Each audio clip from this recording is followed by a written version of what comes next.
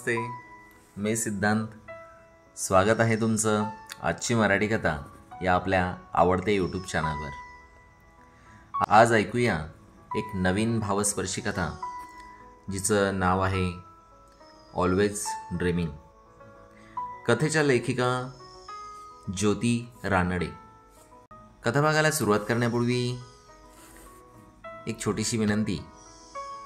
आपण चॅनलवर नवीन असाल अथवा अजूनही चॅनलला सबस्क्राईब करायचं राहून गेलं असेल तर चॅनल नक्की सबस्क्राईब करा. ऐकूया आजची कथा ऑलवेज ड्रीमिंग. लेखन ज्योती रानडे, आवाज सिद्धांत. वन शार्डने प्लीज, कमलाने वेटरला सांगितलं.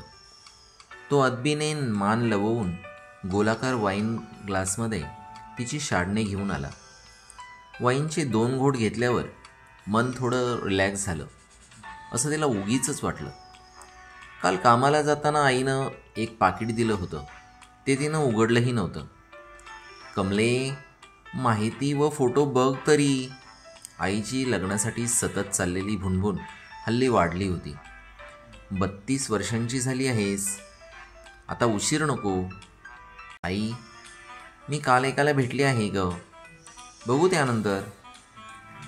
आईला म्हणून ती बाहेर पडली होती. तिनं पर्समधून पावडरचा कॉम्पॅक्ट काढला व चेहऱ्यावर अलगद पावडर लावली. डाळिंबी रंगाचं लिपस्टिक वरच्या ओठाला लावून ते ओठ मुडपून खालच्या ओठावर आणलं. फिक्या गुलाबी टॉपवर छोटी पांढरी फुलं असलेली कुर्ती तिने सरळ करून ती दाराकडे बघू लागली. डेटला उशिरा येणं यात काय शहाणपण आहे का? डेटिंग प्रोफाईल बनवतानाच तर सगळे गुणांचे पुतळे असतात. तिथं व्हेरी पंक्च्युअल लिहायचं आणि आता 20 मिनटे मी इथे ताटकळत बसली आहे. 6 फीट टॉल लिहायचं आणि असायचं 5 फीट 8 इंच. खरं आहे ते लिहायला काय जातं. तेवढ्यात दारातून एक व्हीलचेअर आत आली. त्यात एक तिशीतला तरुण बसला होता. खाकी पॅन्ट, पांढरा टी शर्ट, व्यवस्थित विंचरलेले केस आणि चेहऱ्यावर स्मित हास्य होतं. त्याच्या हसऱ्या चेहऱ्यामध्ये तिला काही वेगळंच आकर्षण आहे असं जाणवलं. तो तिच्याकडे बघत म्हणाला, सॉरी हां, मला थोडा उशीर झाला. अरे देवा, हा अपंग आहे की काय? तिला धक्काच बसला. त्याला तिचे विचार समजले असावेत. तो म्हणाला, मी राज, मी अपंग वगैरे नाही.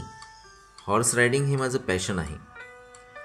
हॉर्स रायडिंग करताना 1 महिन्यांपूर्वी एक ॲक्सिडेंट झाला, म्हणून मला सध्या व्हीलचेअर वापरावी लागते प्लास्टर निघेपर्यंत. बरं, तुम्ही कुठे काम करता? ॲपेक्स इंजिनिअरिंग ना? त्याने विचारलं. हो, मी ॲपेक्स इंजिनिअरिंगमध्येच काम करते. तुमचं स्टार्टअप आहे ना? तो अपंग नाही हे ऐकून तिला जरा बरं वाटलं. क्लायमेट क्वालिटी सुधारण्याची कंपनी आहे माझी. देशातलं पोल्युशन कमी केलं पाहिजे की नाही? तो म्हणाला. हा बघा माझा ऑलवेज ड्रीमिंग. त्याने एका देखण्या घोड्याचा फोटो तिला दाखवला. काठेवाडी घोडा आहे हा. ऑलवेज ड्रीमिंग आहे काय घोड्याचं नाव? तिला मजा वाटली. मला फक्त आरबी घोडे माहीत आहेत, ती हळूच म्हणाली. काठेवाडी हा आरबी घोड्याचाच प्रकार आहे बरं. तुम्हाला ॲपेक्स आवडते का? खूप चांगली कंपनी आहे असं ऐकलंय, तो म्हणाला. नाही आवडत विशेष, कारण ॲपेक्सचं वर्क कल्चर मला पटत नाही. कर्मचाऱ्यांना ट्रेनिंग नाही, प्रॉडक्टचा दर्जा सुधारण्यासाठी रिसर्च नाही, आमचा फीडबॅक नको असतो, असे बरेच मुद्दे आहेत. तिने चष्मा काढून टेबलवर ठेवला. मला परत हॉर्स रायडिंग केव्हा जमेल याची कल्पना नाही. डॉक्टर खात्रीने काही सांगत नाही आहेत, तो म्हणाला. तुमच्या घोड्याचे नाव ऑलवेज ड्रीमिंग आहे ना? मग तुम्ही पण आपण आपल्या घोड्यावरून रपेट करतो आहोत असं स्वप्न बघत राहा, म्हणजे ते प्रत्यक्षात येईल. त्याला ते आवडलं. आपण एकमेकांना आहो जावो नको म्हणूयात, तो म्हणाला. सर्वोत्कृष्ट अश्व पुरस्कारासाठी ऑलवेज ड्रीमिंगला तयार करतो आहे. कान, चेहरा, बांधा, पाय आणि वागणूक या निकषांवर घोड्यांचे परीक्षण करतात. हो का? फारच इंटरेस्टिंग. किती वेगळी हॉबी आहे ही. पण नेमका हॉर्स शोच्या दिवशी घोडा उधळला वगैरे तर? तिने कुतूहलाने विचारलं. घोडा हा अत्यंत बुद्धिमान प्राणी आहे. त्याची स्मरणशक्ती उत्तम असते. त्याच्याशी एक जवळचं नातं निर्माण करावं लागतं. त्याला खरारा करणं, त्याला खायला घालणं, त्याच्याशी गप्पा मारणे, हे सगळं स्वतः केलं की त्याचा मूड, राग, लोभ सगळं समजतं. स्वभाव कळाला की मग शोच्या दिवशी त्याला शांत व रिलॅक्स ठेवायला उपयोगी पडतं. हेच नातं काय, पण कुठलंही नातं बनवण्यासाठी वेळ द्यावा लागतो, कष्ट असतात त्यात. नात्याचा प्राजक्त फुलवण्यासाठी त्याला प्रेमाचं खतपाणी घालावं लागतं. राज तिला समजावून सांगत होता. ती हनुवटीवर हात ठेवून ऐकत होती. मनात आलं, किती छान बोलतो हा. मला बघायला मिळेल का तुमचा ऑलवेज ड्रीमिंग? तिने उत्सुकतेने विचारलं. नक्कीच. त्याचा मूड बघतो आणि कळवतो. राजचं बोलणं ऐकून तिला खुदकन हसू आलं. डेटिंग नकोसं वाटत होतं, पण बरं झालं आले ते. वाटून तिचा चेहरा खुलला होता. कसा होता ग? नेहमीप्रमाणे लेकीचे हात पिवळे करण्यासाठी चिंता असलेली आईच्या प्रश्नात दिसली. ठीक, ती म्हणाली. पण तिचा खुललेला चेहरा आईच्या चाणाक्ष नजरेतून सुटला नाही. आईला वाटायचं, आपल्या सुंदर, गुणी, हुशार कमलेला एखादा राजकुमार सफेद घोड्यावरून येऊन उचलून घेऊन जाईल तर बरे. पण असं काही घडत नव्हतं. आई बाबांना म्हणाली, अहो, आपल्या काळात लग्न किती पटकन ठरायची हो. आता कसली ती डोंबलची डेटिंग ॲप आणि ते कसलं डेटिंग. आखूड शिंगी बहुदुधी शोधत बसायचं आणि मग वय वाढत जातं. सगळं कसं मनासारखं हवं यांना. संसार रथ ओढण्यात प्रेम, विश्वास, सहनशीलता, तडजोड, कष्ट असे अश्व जोडावे लागतात. नाहीतर रथचक्र जमिनीत अडकायला वेळ लागत नाही. बाबा हसून म्हणाले, अगं होईल ग. आणि हो, त्या संसार रथाला एक संयम नावाचा 6वा घोडा जोड बरं. आई वैतागून किचनमध्ये निघून गेली. कमला राजच्या टेक्स्टची वाट पाहत होती. आठवडा गेला पण टेक्स्ट आला नाही, म्हणून ती हिरमुसली होती. स्वप्न बघू नयेत माणसानं, हेच खरं. तिने हाऊ इज ऑलवेज ड्रीमिंग असा टेक्स्ट टाईप केला खरा, पण पाठवायचे धाडस झाले नाही. एका सोमवारी ती ऑफिसला जाताच पिऊन म्हणाला, मॅडम, सरांनी तुम्हाला लगेच भेटायला बोलवलं आहे. कमलानं केस नीट केले व ती सरांच्या केबिनमध्ये गेली. सरांनी मुद्द्यालाच हात घातला. ते म्हणाले, बस, तुला ॲपेक्सचं वर्क कल्चर आवडत नाही असं समजलं. ती गडबडली. नाही सर, असं काही नाही. तेवढ्यात राज चक्क चालत चालत तेथे आला. प्लास्टर काढलेले दिसत होते. कमला त्याला पाहून फारच गोंधळली. सर म्हणाले, कमला, हा माझा मुलगा राज ॲपेक्सच्या कामकाजात मला मदत करतो. त्याचं स्वतःचं स्टार्टअपसुद्धा आहे. ती चपापली. अरे देवा, नेमकं सरांच्या मुलालाच आपण सांगितलं की तुमची कंपनी मला आवडत नाही म्हणूनच याचा टेक्स्ट आला नाही वाटतं. आता गेली नोकरी, बोंबला. तिचा गोरामोरा चेहरा पाहून सर म्हणाले, कमला, अगदी मोकळेपणाने सांग बरं, काय वाटतं तुला ॲपेक्सबद्दल. कमलाने तिला खटकणारे सर्व मुद्दे सांगितले आणि सरांनी शांतपणे ऐकून घेतले. सर, माझं कदाचित चुकलंही असेल, पण मी अमेरिकेत MS करत असताना अशाच कंपनीमध्ये इंटर्नशिप केली होती.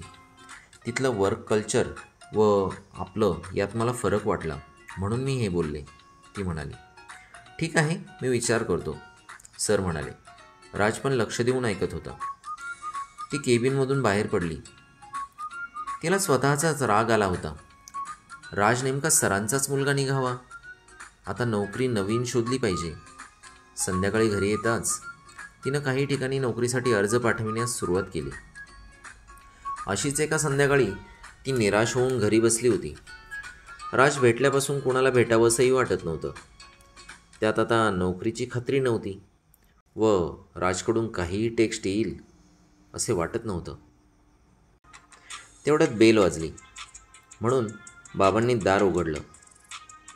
बाहेर कमलाचे बॉस बघून त्यांना खूप आश्चर्य वाटलं. ते गडबडले. त्यांच्याबरोबर एक देखणा तरुण मुलगा व एक बाई पण आल्या होत्या. कमला, सर आलेत ग. बाबांनी हाक मारली. ती घाईने बाहेर आली आणि राज सरांना व त्यांच्या पत्नीला बघून एकदम गोरीमोरी झाली.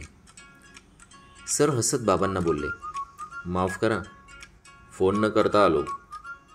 आमच्या युवराजांना चैन पडत नव्हतं म्हणून यावंच लागलं. आम्ही कमलेला ॲपेक्सच्या इंजिनिअरिंगच्या मालकीनबाई करून घेण्यासाठी आलो आहोत.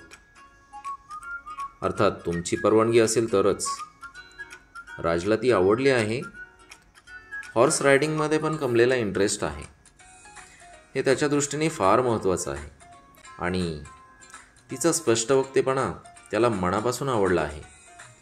आणि मला तिनं ॲपेक्स इंजिनिअरिंगसाठी केलेल्या अनेक सूचना खरोखरच आवडल्या आहेत. Excellent feedback. कमला लाजून आत पळाली. राज तिच्या बाबांना ऑलवेज ड्रीमिंगबद्दल उत्साहाने सांगत होता आणि आई चकित होऊन कौतुकाने सारे ऐकत होती. बाहेर काहीतरी फुर्र फुर्र आवाज येतोय म्हणून त्यांनी खिडकीतून बाहेर बघितलं. दाराबाहेर गडद तांबूस रंगाचा एक रुबाबदार घोडा उभा होता व एक माणूस त्याचे लगाम हातात धरून उभा होता. कमलाला ऑलवेज ड्रीमिंगला भेटायचं होतं म्हणून त्यालाही ते घेऊन आले होते, राज म्हणाला व आई बाबा अवाक होऊन बघू लागले. कमला कपडे बदलून बाहेर आली. राज कुजबुजला. सुंदर व हुशार मुली त्याला फार आवडतात हं. ती हसली. ते बाहेर जाऊन ऑलवेज ड्रीमिंगला भेटून आले. इतर काही गप्पा होऊन ती लोक पुढं काय करायचं हे ठरवून घरी गेली.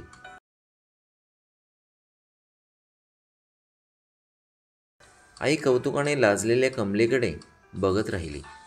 आज खरोखरच घोड्यावर बसून एक राजकुमार तिच्या गुणी हुशार कमलेला घेऊन जाण्यासाठी आला होता. कमला घोडा सफेद नाही पण तेवढी तडजोडाई करेल नाही का? बाबा मिश्किलपणे हसत लेकीला म्हणाले. कमला हसली व तिच्या खोलीकडे पळाली. मनाने ती त्या राजकुमाराची झाली होती. ऑलवेज ड्रीमिंगवर तिला पुढे बसवून तो तिला केव्हाच स्वप्नांच्या राज्यात घेऊन गेला होता. समाप्त. कथा ऑलवेज ड्रीमिंग. लेखन ज्योती रानडे. मित्रांनो, कशी वाटली कथा? नक्कीच आवडली असेल. कथाभाग आणि सादरीकरण आवडले असेल तर लाईक जरूर करा आणि कमेंट सेक्शनमध्ये तुमचा मौल्यवान प्रतिसाद नोंदवायला विसरू नका. तुर्तास येथेच थांबूया. पुन्हा भेटूया नवीन कथेसह. तोपर्यंत आनंदी राहा, काळजी घ्या. बाय.